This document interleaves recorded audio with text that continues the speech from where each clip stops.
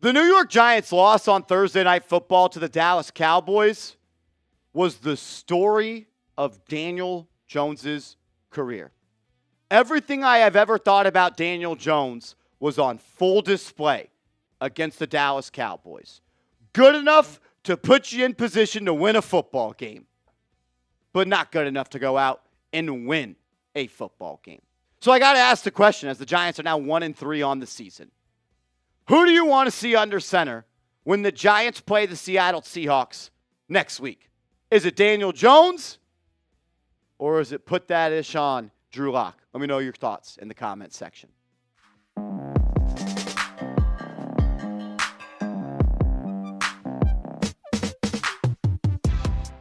You're watching Giants Now by Chat Sports. I am your host, Marshall Green. I appreciate everybody for stopping by. If you love the Giants, hit that thumbs up icon. Because I know this, no matter what the record is, I'm always going to bleed New York Giants blue. I want to set the record straight here to start today's show. Daniel Jones was not the reason the New York Giants lost 20-15 to the Dallas Cowboys. Daniel Jones actually played good enough to keep it close. Daniel Jones did enough on Thursday night to make it a one-score game throughout the entire process. He was 29 of 40. He completed 281 yards passing. Unfortunately, couldn't get it in the end zone as he had the ball 5 times within scoring distance. He did throw an interception at the end of the game I'm not worried about. But I do think Daniel Jones may not have a job after this week. Daniel Jones did a good-ish job of taking what was given. They told Daniel Jones to throw it underneath a lot. He did that. Daniel Jones is not the reason the Giants lost that football game. Daniel Jones is the reason, though, why the Giants did not win that football game. Because that type of game last night, where it's a one-score game, where you're one play away, where you're one moment away from claiming that lead, you need the quarterback that has the second highest cap hit in the NFL to go exert his will on his opponent. Go make that play. Throw a haymaker. Do something. Get in the end zone. He played just good enough to keep you close, but he didn't play good enough to win you a football game. And how many times have we said that? He'll get you right there, just close enough. Then when you're a mile away from the destination, the car always runs out of gas. Look, I don't claim to be a film junkie, but I do think I have at least a decent football IQ. And I'm smart enough to know that Malik Nabers is wide open right here. He is wide open. That is wide open in the National Football League. If that ball is out on time, on target, and you lead Malik Nabers, he doesn't have to break stride. He's going to hit the sideline, get north and south, pick up that first down, and threaten to score. So what did Daniel Jones do instead of throw the ball right here? He threw the ball behind him. Malik Nabers had to turn around to catch the football. And there's the defender. That goes down as a completion. But when you're throwing the ball 2 yards past the line of scrimmage, the accuracy has to be perfect. You need to put the ball in a spot to maximize yards after the catch. Yes, a completion, but the Giants did not pick this first down up because of Daniel Jones. What about when the Giants had a free play later on in the game? Who's this little guy right here? Oh, Darius Slayton. Wide open. This is wide open in the National Football League. Trayvon Diggs is cooked. This safety right here, he's guarding this guy. There's Daniel Jones ready to throw the football. And he underthrew him by 15 yards, and then it became a turnover and an interception by Trayvon Diggs that was wiped off because of a pre-snap movement by the defense. You had a free play. You had a touchdown gift wrap to you. But Daniel Jones couldn't make the defense pay. Daniel Jones couldn't capitalize on a walk-in touchdown. He's wide open. Make the frickin' throw, man. What about later on in the game, where we have a wide open Malik Nabers? Wide open right here. This safety right here, he is not in the play. Trayvon Diggs is cooked yet again. Nabers is open at the 45-yard line of Dallas. He is then double covered and mugged at the 35-yard line because Daniel Jones has a noodle arm. He does not have an NFL arm. Underthrown, late, deep ball. We've already shown you 3 times he should have had a touchdown. What about on the first drive of the game? 3rd down. Malik Nabers runs a slant and go. He made this defender touch earth. This is wide open in the National Football League. There is nobody within 20 yards of him. You want to tell me that safety at the top's in the play? Not a chance. So what does Daniel Jones do? He threw the ball to the heavens, and Malik Nabers looks like Willie Mays playing center field at the warning track trying to track down a pop fly.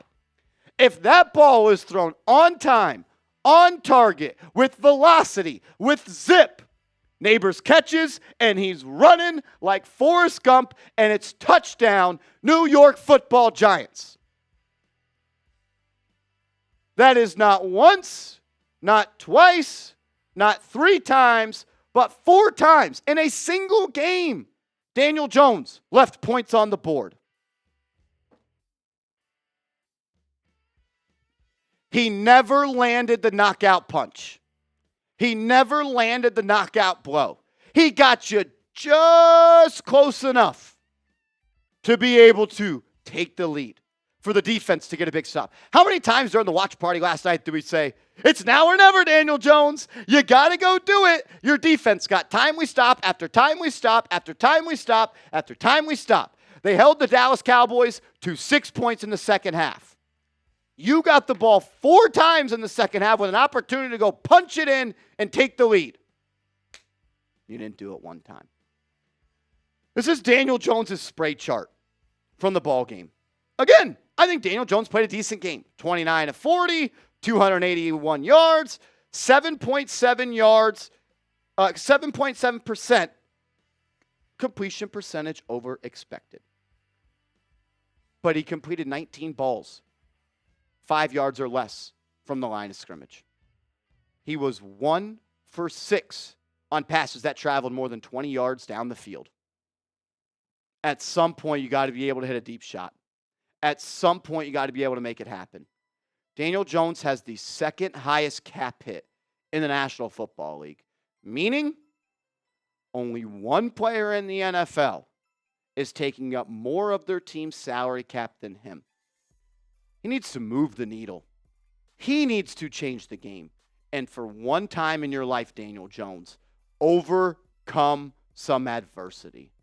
But Marshall! The drops. The drops. How is Daniel Jones supposed to win a football game because of the drops? There were so many, right? There were 3 drops. There were 3 drops. And look, yes, the Giants did have 3 drops. That is not good. Not good. Nabers, catch the football. Darius Slayton, catch the football. And Wan'Dale Robinson, please catch the football. But I put a poll on our live show, and I asked, who is more to blame? Daniel Jones, Daboll, the defense, or drops? And 30% of the viewers voted drops. For the 30% of people that click drops, you are making my point. For Daniel Jones to consistently win football games, the Giants' offense has to be executed perfectly, to a T. No mistakes, no negative plays, no hurdles to overcome. None of them. Everything has to be perfect. Because you know what? Your offensive line allowed 0 sacks yesterday. Your defense allowed 20 points. And you didn't score a touchdown. And you still did not win. The room and margin for error is so small. Look at that top one. The room for error and margin for error is so small. If you mess up just once, Daniel Jones can't overcome it. Everything has to be perfect for him to win a football game. Here are some advanced analytics from the game. Daniel Jones had an average depth of target of 9.7 yards, a season high. That means how far down the field did you throw the ball every single time? On average, 9.7. But his average depth of completion was 5.5 yards. He had one big-time throw. He had 2 turnover-worthy plays. When you have more turnover-worthy plays than big-time throws, that's not good. It's like assists and turnovers in basketball. He also had 3.09 seconds to throw on average, the highest of the season. So you had the most time to throw. You did not get sacked because of the offensive line, and you were 1 for 6 on throws that traveled 20-plus yards in the air. Is Daniel Jones the only one to blame? No. And again, you didn't lose because of Daniel Jones, but you did not win because of Daniel Jones. The Giants have ended 2 games this season with 0 offensive touchdowns. We're in week 4. The Giants are averaging 15 points per game this year. The Tommy Cutlets DeVito New York Giants averaged more points than this. In the 3 losses the Giants defense this year, they've allowed 5 total touchdowns. Not 5 touchdowns in all 3 losses, not 15 touchdowns across 3 games. The Giants defense has allowed 5 touchdowns in 3 losses. They are allowing less than 2 touchdowns allowed per game. And the Giants are 0-3 in those ball games. The Giants should be 3-1. The Giants should be 3-1. You should have beat Washington. You should have beat Dallas. Daniel Jones is good enough to win games. He showed us that. He is good enough to win games. Daniel Jones is not good enough to have sustained success. And I hope I'm not saying anything new to anybody. It is year 6. We're a fourth of the way through year 6. Sometimes in life, you just are who you are. And Daniel Jones is a below-average quarterback. One that can win football games, but he's never done it consistently in his life. Daniel Jones in 2024, on average, is throwing the ball downfield 7.8 yards per throw.